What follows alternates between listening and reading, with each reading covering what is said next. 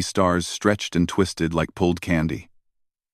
Captain Kang Tae watched through the main window as space itself bent around the ship. The experimental fold drive hummed beneath his feet, shaking the floor plates with a sound that reminded him of thunder. 30 seconds to destination.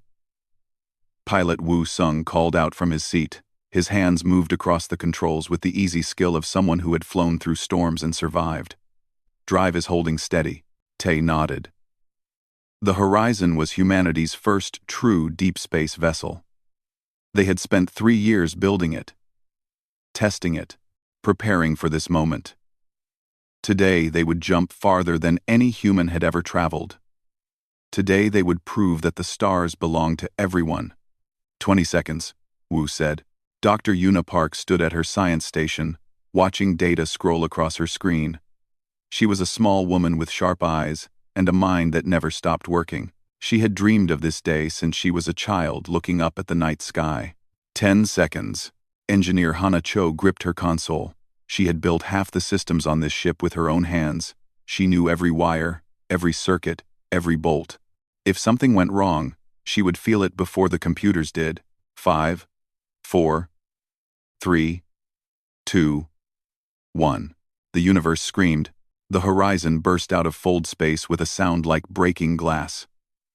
Warning lights exploded across every console. The ship shook so hard that Tae had to grab his chair to stay standing.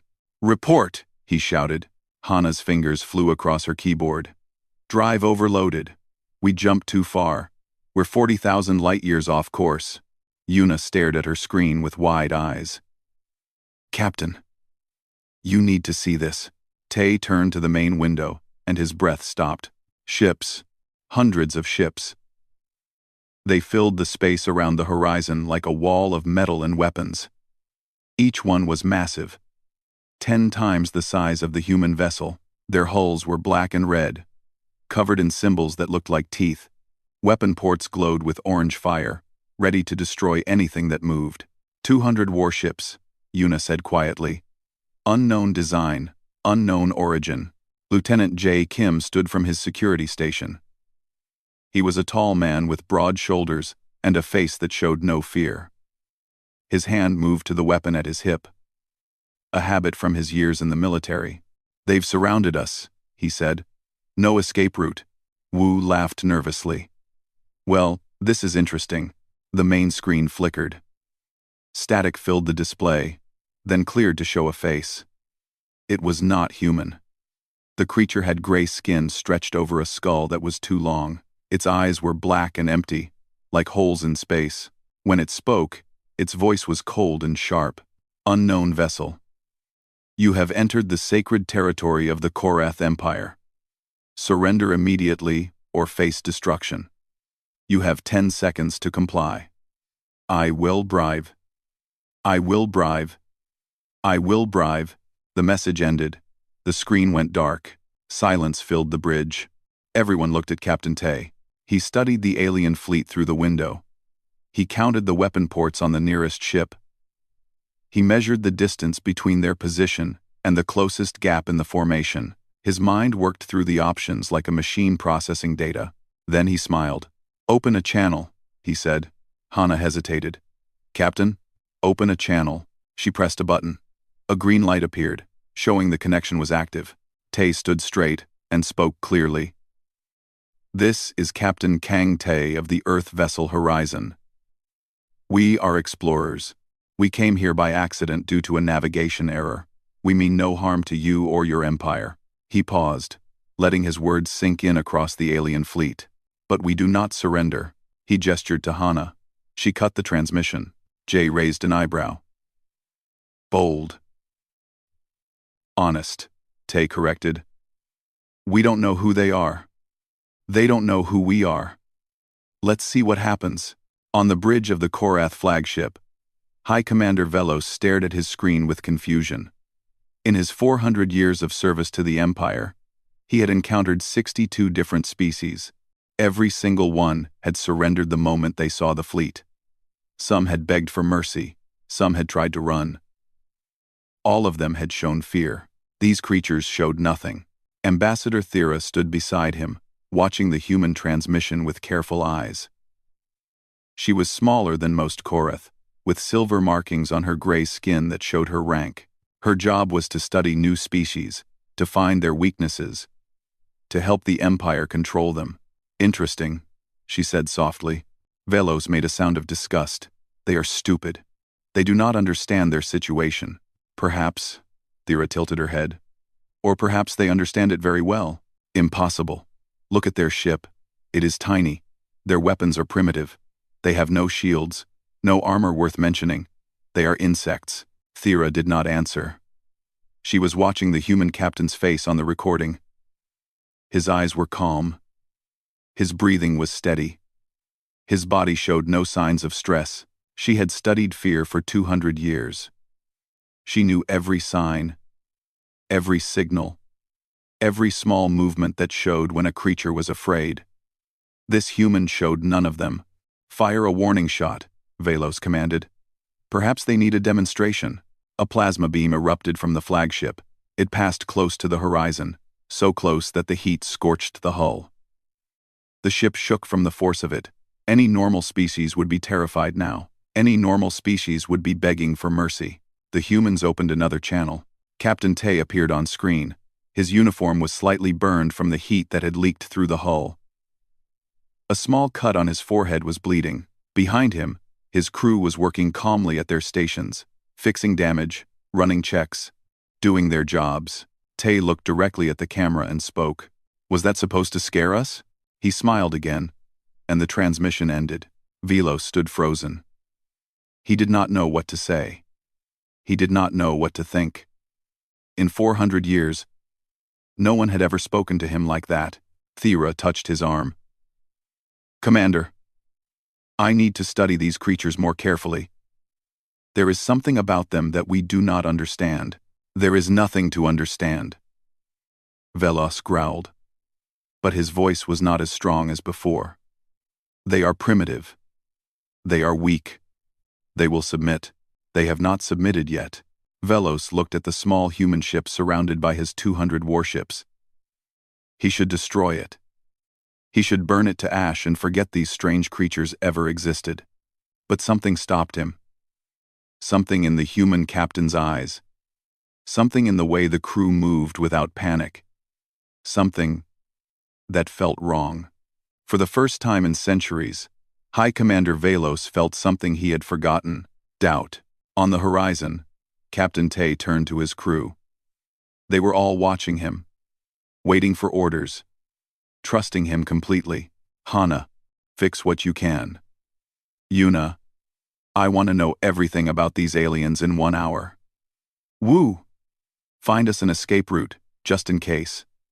Jay, prepare the crew for anything. They all nodded and went to work. Tay looked back at the alien fleet, his smile fading into something harder. They think we're afraid, he said quietly to himself. They have no idea what we are. 48 hours passed. The horizon remained surrounded by the Korath fleet, a tiny island of metal in an ocean of warships. Neither side had moved. Neither side had blinked. Captain Tay sat in his command chair, drinking his third cup of coffee. He had not slept much, but his eyes were still sharp. Around him, his crew worked in shifts, keeping the ship running, watching the enemy, waiting. The Korath had tried many things in those 48 hours. They had broadcast images of conquered worlds, planets burned black by their weapons, cities reduced to ash. They had played recordings of dying species begging for mercy. They had shown what happened to those who refused the Empire. The human crew had watched in silence. Dr. Yuna had taken notes. Lieutenant Jay had shaken his head and muttered something about history. Hana had asked if the broadcasts were interrupting her repair frequency. Wu had made a joke about the Korath having bad taste in entertainment. No one had shown fear. Now, on the bridge of the Korath flagship, Ambassador Thera presented her findings to High Commander Velos. Her voice was calm, but there was something new in it. Something that might have been respect. The humans evolved on a world called Earth, she began. A small planet orbiting an average star. Nothing special about it. Nothing that would explain what they are. Velos crossed his arms. Then explain what they are. Thera activated a display showing the human homeworld: blue oceans, green lands, white clouds. It looked peaceful. Their world tried to kill them, Thera said. Many times. Ice covered their planet for thousands of years. They survived. Diseases swept through their population, killing millions. They survived. They even dropped nuclear weapons on themselves. Velos made a confused sound. They attacked themselves? Yes, multiple times. Their history is filled with war. They fought each other constantly for resources, territory, ideas. They killed millions of their own kind. Thera paused. And yet they did not go extinct. They grew stronger. She changed the display to show human biology. They evolved as persistence predators. When they hunted, they did not chase their prey for minutes. They chased it for days. They would follow an animal until it collapsed from exhaustion. They never gave up, never stopped, never quit. Velos studied the images. This is disturbing. There is more. Thera brought up recordings from the Horizon's transmissions. I have analyzed their behavior since we encountered them. Their heart rates remain normal. Their stress hormones are low. Their brain activity shows no signs of panic. They are pretending, Velos said. No, I have seen pretending. I have studied it for 200 years. These creatures are not pretending. Thera looked directly at the commander. They are genuinely not afraid. That is impossible. I thought so too, but the evidence is clear. Thera's voice dropped lower. Commander, every species we have ever conquered showed fear when they saw our fleet. It is a biological response. It cannot be faked for this long. These humans are different. They see our weapons, our ships, our power, and they feel nothing but curiosity. Velos was silent for a long moment. Then he straightened his shoulders. Then we will make them afraid. Prepare a boarding party. 20 of our best soldiers. We will take their ship by force and drag them to the Emperor in chains. Thera wanted to argue, but she knew it would be useless. She simply nodded and left to watch what would happen next. The boarding party launched an hour later. 20 Korath soldiers in black armor, each one standing 7 feet tall. They were bred for war, trained since birth to kill. They had never lost a battle. Their shuttle attached to the Horizon's airlock. The soldiers waited as their cutting tools burned through the human metal. They expected the humans to be hiding inside. Terrified. Perhaps crying, the airlock door fell away. Lieutenant J. Kim stood on the other side. Behind him were 8 human security officers, all armed, all ready. They wore simple body armor and carried weapons that looked primitive compared to Korath technology, but they were smiling. Welcome aboard, Jay said. We've been waiting for you. The Korath commander made a sound of disgust. Surrender now, and we will make your deaths quick. Jay laughed. It was a genuine laugh, full of dark humor. You really don't understand. Do you? The fighting started fast and ended faster. The Korath were bigger. The Korath were stronger. The Korath had better weapons. But the humans fought like nothing the soldiers had ever seen. They did not stand and fight in honorable combat, like other species. They moved constantly, using their environment, attacking from unexpected angles, refusing to stay still long enough to be hit. Jay himself took down 3 soldiers. He was not as strong as them, but he was faster, smarter, more creative. When one soldier charged at him, Jay simply stepped aside and let the alien crash into a wall. When another tried to grab him, Jay used the soldier's own weight to throw him off balance. The fight lasted 4 minutes. When it was over, all 20 Korath soldiers were on the floor. Most were alive, just unconscious or wounded. The humans had taken casualties too. 2 officers with broken bones, 1 with a deep cut, but none of them dead. Jay looked down at the Korath commander, who was struggling to breathe through a broken faceplate. Here's what's going to happen, Jay said calmly. We're going to patch you up, we're going to give you medical treatment, and then we're going to send you home. The commander stared at him with confused black eyes. Why? You should kill us. We would have killed you. We know, Jay smiled. That's the difference between us. An hour later, the Korath soldiers were returned to their fleet. Their wounds had been treated. Their broken bones had been set. They were alive and mostly healthy. But something about them had changed. High Commander Velos met them in the landing bay. He expected them to be angry, ready for revenge, burning with shame at their defeat. Instead, they looked at him with different eyes that had seen something new. Report, Velos commanded. The boarding commander spoke slowly, still processing what had happened. They fought us in ways we have never seen. They did not follow any rules of combat. They did not surrender, even when wounded, and when they won, they showed us mercy. Mercy. Velos spat the word like it was poison. They healed us. They could have killed us all. They chose not to. The commander paused. Sir, I do not think these creatures can be conquered. Velos struck him across the face, sending him crashing to the floor. There is no species that cannot be conquered. There is only failure in the soldier. But even as he shouted, Velos felt the doubt growing inside him. Thera's words echoed in his mind. These creatures were not afraid. They fought when they should surrender. They showed mercy when they should destroy. What kind of species did such things? He returned to his command center and opened a communication to Korath Prime. The face of Emperor Marek IV appeared on the screen. Ancient and terrible, with skin like old leather and eyes that had watched empires rise and fall. High Commander, the Emperor said. What is happening in my territory? Velos bowed his head. My Emperor, we have encountered an unknown species. They are primitive, but they refuse to submit. I am requesting permission to destroy them. The Emperor was silent for a long moment. His black eyes studied Velos with ancient intelligence. Tell me more about these creatures, he said. Velos told him everything. The arrival, the refusal to surrender, the failed boarding attempt, the mercy shown to his soldiers. When he finished, the Emperor smiled. It was not a kind smile. Do not destroy them, Commander. I wish to meet these humans myself. Bring them to me on Korath Prime. And if they refuse to come?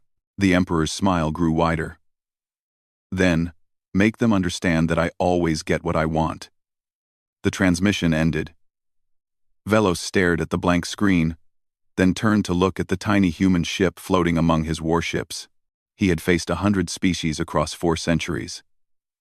He had broken all of them eventually. He would break these humans too. But deep in his mind, a small voice whispered that perhaps, this time, things would be different. On the horizon, Captain Tay received the Emperor's invitation. He read it carefully, then looked at his crew. Well, he said, it seems we're going to meet royalty. Jay cracked his knuckles. Should I wear my nice uniform? Tay smiled. We all should. We want to make a good impression. Are we really going? Yuna asked. We have to. This is first contact with an alien empire. This is what we came out here to find. Tay's smile faded into something more serious. Besides, the only way out is through. If we run, they'll chase us. If we hide, they'll find us. The only option is to face them directly. He looked at the faces of his crew. They were not afraid. They were ready. Let's go meet an emperor. Korath Prime was a world of darkness and fire. The sky burned with red clouds that blocked out the sun. The ground was black rock, covered with cities that stretched to the horizon. Billions of aliens lived here. Working, serving, obeying. The horizon landed on a platform near the Imperial Palace. As the engines cooled, Captain Tay looked through the window at the world outside. It was ugly and beautiful at the same time. Ugly in its cruelty, beautiful in its power. Atmosphere is breathable, Dr. Yuna reported, checking her instruments. Gravity is slightly higher than Earth. We'll feel heavier out there. Any poisons or dangers? Tay asked. Nothing that will kill us quickly. Yuna smiled slightly. The long-term effects are unknown. Then we'll try not to stay long. The crew gathered at the main airlock. Tay wore his best uniform, dark blue with gold buttons, and the Earth flag on his shoulder. The others had dressed similarly, looking professional and calm. Lieutenant J had hidden 3 weapons in his clothes, just in case. "Remember," Tay said quietly, "we are not afraid. We are curious. We are here to learn and to negotiate. But we do not bow." They all nodded. The airlock opened. Outside, a crowd of thousands waited. Korath soldiers stood in perfect lines, their weapons held ready.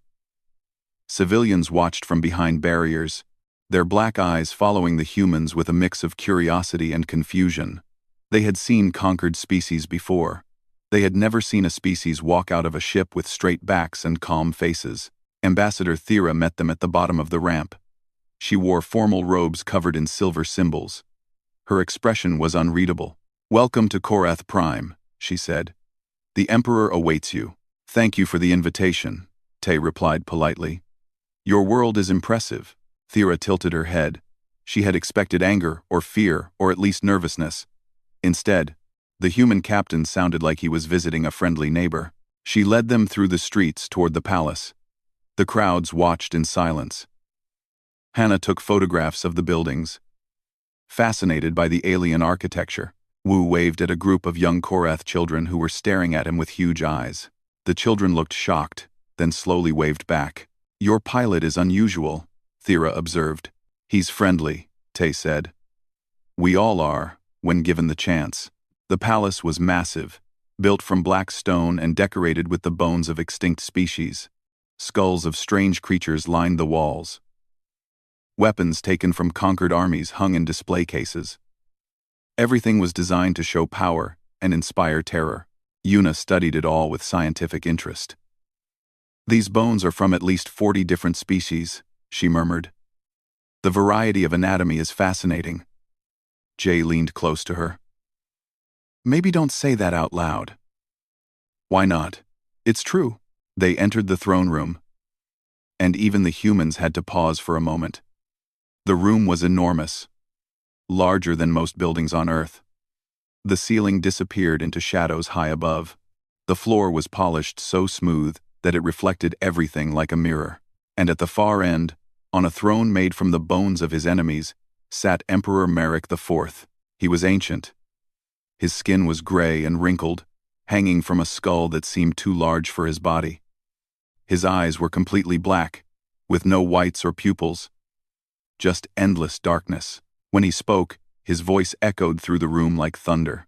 "So these are the humans." The crew stopped 20 feet from the throne. Korath protocol demanded that visitors kneel and touch their heads to the floor. The humans remained standing. A murmur went through the Korath guards. Thera stepped forward nervously. "Your Majesty, they are new to our customs. Perhaps they do not understand." "We understand," Captain Tay said clearly. "We choose not to kneel." The room went silent. The Emperor studied the humans for a long moment. Then, slowly, he smiled. "Interesting." He leaned forward on his throne. "Tell me, human captain, do you know how old I am?" "No, Your Majesty." 4,000 years. I have sat on this throne for 4,000 years. I have watched 1,000 species kneel before me. I have seen empires rise and fall. I have crushed rebellions that lasted centuries, and in all that time, I have never met a species that refused to kneel. Tay met his gaze without flinching. "There's a first time for everything." The Emperor laughed. It was a cold sound, like ice cracking. "Your courage is amusing, but it changes nothing. Do you understand what I could do to your world?" "Yes," Tay said. "Do you understand what we would do to stop you?" The guards tensed. Weapons hummed with power. One word from the Emperor and the humans would die where they stood. But the Emperor raised a hand, signaling his guards to wait. His dark eyes studied Tay with new interest. "You truly are not afraid," he said slowly. "Thera told me this, but I did not believe her. Most species show false courage at first, but the body always betrays them. Faster heartbeat, wider eyes, the smell of fear. You show none of these things. We have nothing to be afraid of," Tay said. Either you will see us as potential allies and treat us with respect, or you will see us as enemies and try to destroy us. Either way, fear does not help, and if I choose to destroy you, then you will succeed eventually, but it will cost you more than you can imagine. Tay's voice hardened slightly. We are a young species. Your Majesty, we have not conquered other worlds. We have not built an empire, but we have survived things that would have ended most civilizations. Ice ages that froze our world. Diseases that killed millions. Wars that burned our cities to ash. And through all of it, we kept going. We never gave up. We never stopped fighting. He took a step closer to the throne. The guards tensed, but the Emperor waved them back. You want to know why we're not afraid? Tay continued. Because we've been afraid before. We've faced extinction before. And we're still here. Your fleet is impressive. Your empire is vast. But we've seen worse. The Emperor was silent for a long moment. Then he clapped his hands. A demonstration, he announced. Perhaps our guests need to understand what the Korath Empire truly is. Guards brought in prisoners, 3 aliens from a species the humans did not recognize. They were small, covered in green fur, with large, terrified eyes. They shook and cried as they were forced to kneel before the throne.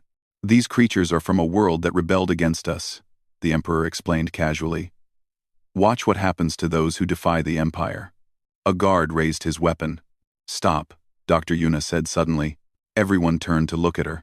She stepped forward, her face pale but determined. This is murder, she said. These beings have done nothing wrong except refuse to be slaves. This is not strength. This is cruelty. This is not strength, the Emperor raised an eyebrow. And what would you have me do? Show weakness? Allow rebellion to go unpunished? You think mercy is weakness? Yuna shook her head. On Earth, we learned long ago that cruelty creates enemies. Kindness creates allies. The strongest leaders are those who earn loyalty, not those who demand it through fear. Ace, the Emperor studied her for a long moment. Then he waved his hand. Execute them, the guard fired. The prisoners fell. Yuna closed her eyes briefly, but she did not look away. Captain Tay spoke, his voice quiet but carrying through the silent room. You think cruelty makes you strong? It doesn't. It makes you brittle. He looked directly at the Emperor. Empires built on fear always fall eventually. The slaves always rise up. The conquered always fight back. You've ruled for 4,000 years. But how much of that time have you spent crushing rebellions? How much energy do you waste on keeping your own people obedient? The Emperor's smile faded. No one had ever spoken to him like this. No one had ever dared. You are either very brave or very foolish, he said. We're human, Tay replied. We're usually both. The audience ended shortly after. The humans were escorted to diplomatic quarters. Comfortable but clearly guarded. Ambassador Thera visited them that evening. Alone, you made an impression, she said. I am not sure if it was a good one. Honesty often isn't popular, Tay said. But it's necessary. Thera hesitated, then spoke more quietly. I have studied many species, Captain. I have watched the Empire conquer them all. But you humans are different. I see it now. You do not think like prey. You think like predators pretending to be prey. We're neither, Tay said. We're survivors. There's a difference. Thera considered this. Then she nodded slowly. The Emperor will make you an offer tomorrow. Become part of the Empire as a vassal species, or face total war. She paused. I hope for everyone's sake that you choose wisely. She left without another word. Tay looked at his crew, gathered in the small room. They were all silent, thinking about what they had seen and heard. So, Wu said finally, What do we do? Tay smiled grimly. We do what humans always do. We find another way. The diplomatic quarters were comfortable, but they felt like a prison. Guards stood outside every door. Cameras watched from every corner. The Horizon crew was trapped on an alien world, surrounded by an empire that wanted to enslave their entire species. Captain Tay sat at a small table, his crew gathered around him. They had been given 24 hours to accept the Emperor's offer. 24 hours to decide the future of humanity. "Let's hear the options," Tay said. Engineer Hana Cho spoke first. "We could pretend to accept. Buy ourselves time. Learn more about their technology. Find weaknesses. Then escape when we're ready." Lieutenant J. Kim shook his head. "Too risky. The moment they think we're planning something, they'll put us in chains, or worse. What about fighting our way out?" Pilot Wu Sung suggested. "We've beaten them before." "We beat 20 soldiers," Jay said. "There are millions of soldiers on this planet." "We wouldn't make it 10 steps. Dr. Yuna Park had been quiet, thinking. Now she looked up. "We need information. We need to understand this empire before we can find a way to beat it." Tay nodded. "I agree. Hannah, can you get into their computer systems?" Hana smiled. It was the smile of someone who loved impossible challenges. "Give me 2 hours and a connection point. I'll get you everything they have." "Won't they detect the intrusion?" Jay asked. "Not if I'm careful. Their technology is advanced. But their security protocols are simple. They've never had to defend against serious hackers before. No one has ever tried to steal from them, because everyone was too afraid," Wu said. "Exactly." Hana pulled out a small device from her pocket. "I brought some tools. Just in case." Tay smiled. "Good thinking. Start as soon as you can." While Hana worked, the others tried to rest, but sleep was difficult. Every time they closed their eyes, they saw the Emperor's cold smile. They saw the prisoners being executed. They remembered that somewhere out there, Earth was waiting for them to come home. 3 hours later, Hana called them together. Her face was serious but excited. "I found something interesting," she said, projecting information onto a wall screen. "The Korath Empire is not as strong as it appears." Maps and data filled the display. Charts showed production numbers, troop deployments, resource flows. It was a complete picture of the Empire's inner workings. "They've conquered 87 species," Hana explained. "But most of those species still hate them. There are constant rebellions, constant resistance movements. The Empire spends more than half its military resources just keeping control of what they already have." Yuna studied the data carefully. "This matches what we've seen. The Emperor rules through fear. But fear is expensive to maintain. There's more." Hana brought up biological information. "I found their medical records. The Korath have a significant vulnerability. They need a specific atmospheric compound to survive. Without it, they weaken within days and die within weeks." Jay leaned forward. "Can we use that?" "Maybe. But there's something bigger." Hana changed the display again, showing communication records. "The conquered species talk to each other. They have secret networks, hidden channels. They share information about Korath weaknesses. They're waiting." "Waiting for what?" Tay asked. "For someone to lead them." Hana looked at the captain. "For someone to show them that the Empire can be beaten." The room was silent as everyone understood what this meant. "If we fight them directly, we lose," Tay said slowly. "But if we give hope to the species they've conquered, if we show that humanity cannot be broken, we could start something bigger." "A rebellion," Yuna whispered. "The Emperor threatened to destroy Earth." Tay continued. "But what if we threaten something worse? What if we promise to share everything we know with every species he's ever enslaved?" Jay nodded, understanding. "We become a symbol, a spark." "It's risky," Wu said. "If it doesn't work, they'll destroy our world." "They might destroy our world anyway," Tay replied. "At least this way, we have a chance. And we give others a chance too." He stood up and straightened his uniform. "I'm going to request another meeting with the Emperor. I'm going to make him a different offer." Ambassador Thera looked surprised when Captain Tay asked to see the Emperor again.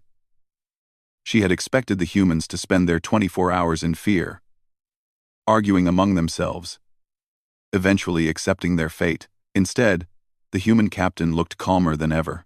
"The Emperor is not accustomed to changing his schedule," she said carefully.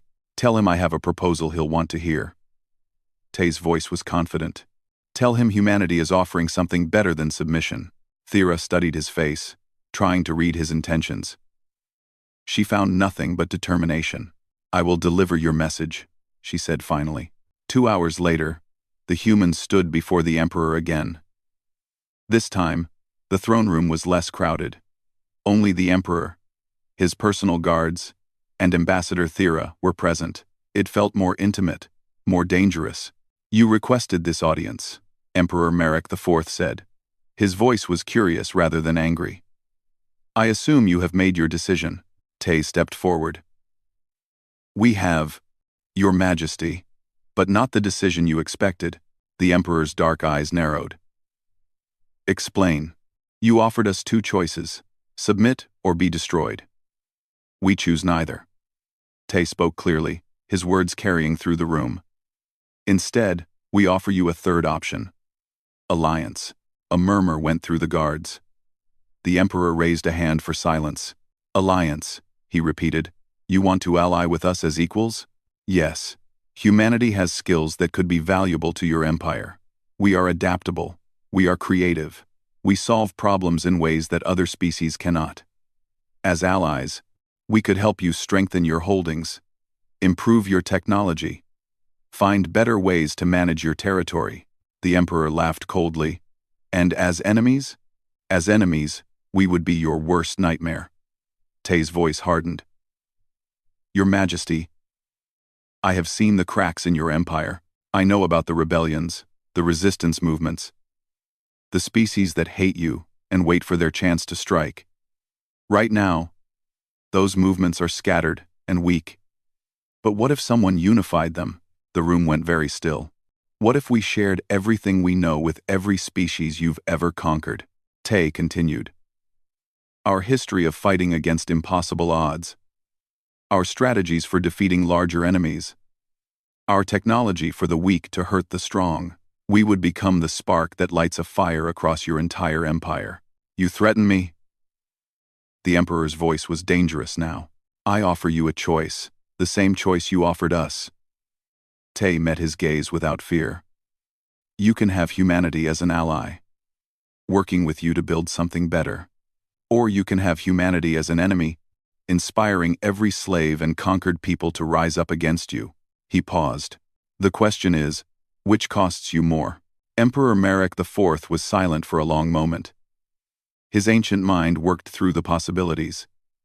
He had crushed rebellions before. He could crush more. But how many resources would it cost? How many soldiers? How much time? And what if these humans were right? What if their very existence gave hope to the hopeless? What if their resistance inspired others? Ambassador Thera stepped forward carefully. "Your Majesty, may I speak?" The Emperor nodded. "I have studied these humans extensively. They are unlike any species we have encountered. Their capacity for violence is matched only by their capacity for cooperation. When threatened, they unite. When defeated, they adapt. They have a saying on their world: what doesn't kill us makes us stronger." She paused. "If we try to destroy them, we may succeed. But we will pay a terrible price, and we will never truly be rid of them." The Emperor considered her words. Then he turned back to Captain Tay. "You are a small species from a small world. You have no fleet, no army, no empire. And yet you stand before me and make demands." He leaned forward. "Why should I not destroy you right now?" Tay smiled slightly. "Because you're curious. You've ruled for 4,000 years. You've seen everything. But you've never seen anything like us." The Emperor studied him for a long moment. Then, slowly, he began to laugh. It was a genuine laugh this time. Surprised and almost impressed. "You are interesting creatures," he admitted. "Perhaps too interesting to destroy just yet." He stood from his throne, something he rarely did. "I will consider your proposal. You will have my answer within An officer burst into the throne room, his face showing panic. He fell to his knees before the Emperor. "Your Majesty, urgent news. High Commander Velos has left his post with half the fleet. He is heading toward the human homeworld." "Oh," the Emperor's expression darkened. "He acted without my permission?" "Yes, Your Majesty. He said he would not wait for politics. He said he would destroy the humans and prove his worth." Captain Tay's blood went cold. Earth was undefended. Earth had no idea what was coming. The Emperor turned to look at him, and for the first time, Tay saw something other than cold calculation in those ancient eyes. He saw interest, perhaps even respect. "It seems, Captain, that your people are about to face a test." The Emperor paused. "Let us see if you are truly as remarkable as you claim." Tay was already turning to his crew. "We need to get back to the horizon, now." "Go," the Emperor said. "I will send ships with you. Velos has acted against my orders. Whatever happens next, he will face my judgment." As the humans ran from the throne room, Ambassador Thera watched them go. She had studied fear for 200 years. She had never seen beings run toward danger so eagerly. She whispered to herself, "What are these humans?" In the distance, Captain Tay was already planning. Earth was 40,000 light-years away. They had to warn them. They had to help them. They had to get home. The warning reached Earth 3 days before the Korath fleet arrived. It came as a burst of radio signals, encoded with everything Captain Tay knew about the enemy. Ship types, weapon capabilities, tactical patterns, weaknesses. Earth had 3 days to prepare for war. In those 3 days, something remarkable happened. Nations that had argued for centuries suddenly stopped arguing. Old enemies became allies overnight. Factories that made cars started making weapons. Scientists who studied atoms started building shields. Every human on the planet understood one simple truth: they would stand together, or they would fall alone. The Unified Defense Fleet launched within 48 hours. 2,000 ships rose from shipyards across the planet. They were smaller than Korath vessels. Older, less advanced, but they were crewed by humans, and humans never gave up. Admiral Song Lee commanded the fleet from the bridge of the battleship Unity. She was 60 years old, with gray hair and steady hands that had piloted ships through asteroid fields and solar storms. When she saw the Korath fleet appear at the edge of the solar system, she did not flinch. 500 enemy warships, each one massive, each one bristling with weapons. "All ships, this is Admiral Lee," she broadcast to the fleet. "We are outnumbered. We are outgunned. We are facing an enemy that has conquered 87 species across 4,000 years." She paused. "But they have never faced us. Today, we show them why that was their biggest mistake. All ships, attack formation. Let's give them a warm welcome." The battle began near the orbit of Mars. High Commander Velos sat on his command throne, watching the human fleet approach. He laughed at what he saw. Their ships were tiny. Their weapons were primitive. This would not be a battle. It would be a slaughter. "All ships, fire at will," he commanded. Plasma beams erupted from the Korath fleet, painting space with orange fire. The human ships scattered, diving and weaving through the chaos. Many were hit, many exploded, but others kept coming. Velos waited for the fear to take hold. He waited for the humans to break formation and run. He waited for the begging to begin. It never came. Instead, the humans attacked. Their tactics made no sense to Korath commanders. Human ships used asteroids for cover, appearing from unexpected angles. They worked in small groups, coordinating attacks that hit the same weak points over and over. When one ship was destroyed, others immediately filled its place. One human pilot, his vessel crippled and burning, aimed his ship directly at a Korath cruiser and accelerated. At the last moment, he ejected, and his reactor exploded on impact. The Korath cruiser broke in half. Another group of human ships lured a Korath destroyer into an asteroid field, then collapsed the asteroids around it, crushing the massive vessel under millions of tons of rock. Velos screamed orders at his officers. Why are they not running? Why are they not afraid? No one could answer him. The battle raged for 6 hours. The humans lost ships. They lost lives. But they never stopped fighting. Every time the Korra thought they had won, another wave of human vessels appeared. Every time they destroyed a squadron, the survivors regrouped and attacked again. Lieutenant Commander Min Ho piloted a fighter through the chaos. His wing had started with 20 ships. Now there were 4. But Min Ho kept fighting, his hands steady on the controls, his mind clear despite the death around him. He saw an opening, a gap in the Korath flagship's shields, exposed by damage from earlier attacks. "All units," he broadcast. "I have a shot at the command ship. I need covering fire." 3 voices answered immediately. His remaining wingmates, ready to die for a chance at victory, they dove toward the flagship together. Korath weapons filled the space around them with fire. One wingmate exploded. Then another.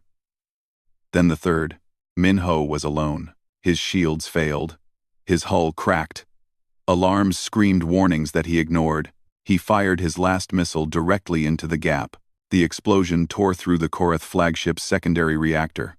Power failed across half the ship. Weapons went dark. Shields collapsed. Min Ho's ship spiraled away, too damaged to control.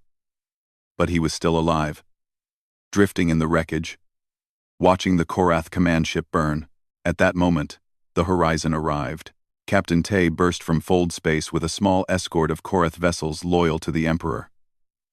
They had traveled 40,000 light-years in 3 days, pushing their engines beyond all safety limits. They arrived to find chaos. Tay stared at the battle in shock. The human fleet was holding. Against all odds, against all logic, they were holding.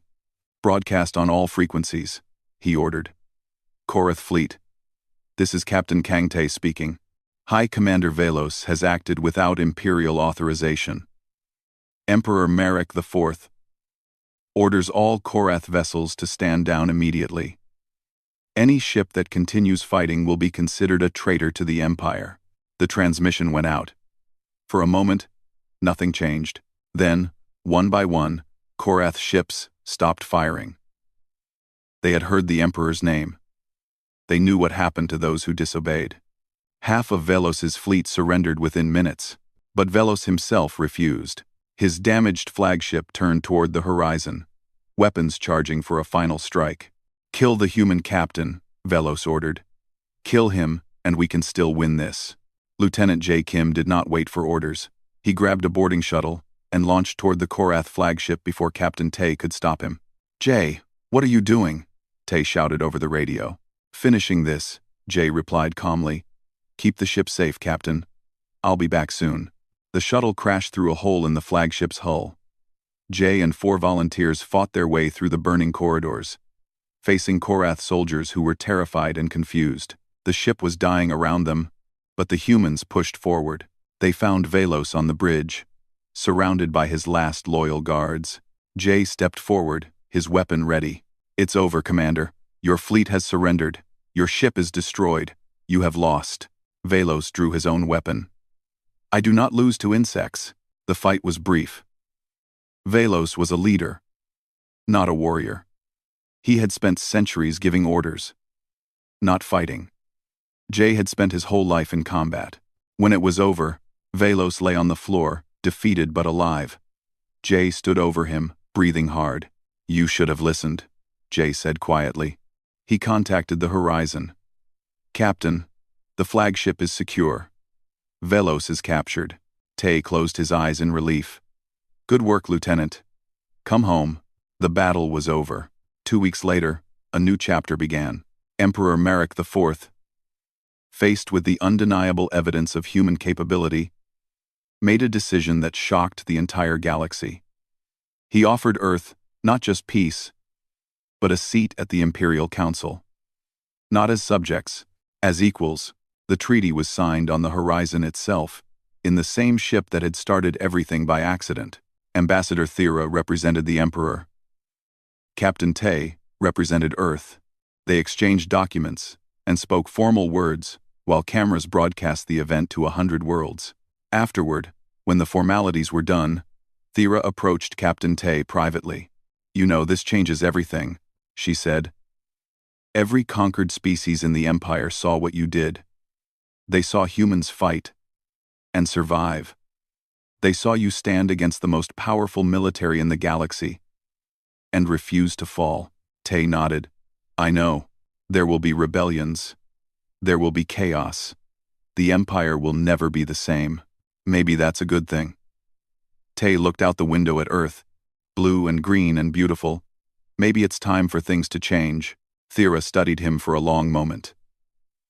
Then, for the first time since they had met, she smiled. I asked you once why humans were not afraid, she said. You told me you were survivors. I think I understand now. You are not just survivors, you are something more. What's that? Hope. She turned to leave. You are hope for every species that has ever been conquered. Whether you wanted that responsibility or not, you have it now. She walked away, leaving Tay alone with his thoughts. Dr. Yuna found him there an hour later, still staring at the stars. The crew is celebrating, she said. Hana is already designing improvements for the fold drive. Wu wants to know when we can explore more of the galaxy. Jay is teaching alien martial arts to anyone who will listen. Tay smiled. Sounds about right. And what about you? He was silent for a moment. Then he spoke softly. We came out here by accident. We found an empire that wanted to destroy us. And somehow, we turned it into an opportunity. He shook his head. I keep thinking about all the species the Korath have conquered, all the worlds they've burned, all the lives they've taken. We can't undo the past, Yuna said. No, but we can shape the future. He turned to face her. We're part of something bigger now. The galaxy is watching us. What we do next matters. Yuna smiled. So what do we do? Tay looked back at the stars, at the endless possibilities waiting out there. We do what humans always do. We explore. We learn. We grow. We help those who need helping, and fight those who need fighting. He paused. And we never, ever give up. The horizon hummed around them, its engines ready for the next journey. Somewhere in the galaxy, Ambassador Thera wrote in her personal journal, I asked a human once why they weren't afraid of us. She laughed and said, We've survived ice ages, plagues, and each other. You're just the next challenge. I believe now that the galaxy was not ready for humanity, but ready or not, they are here. And nothing will ever be the same. She closed her journal and looked out at the stars. The future had arrived, and it was human.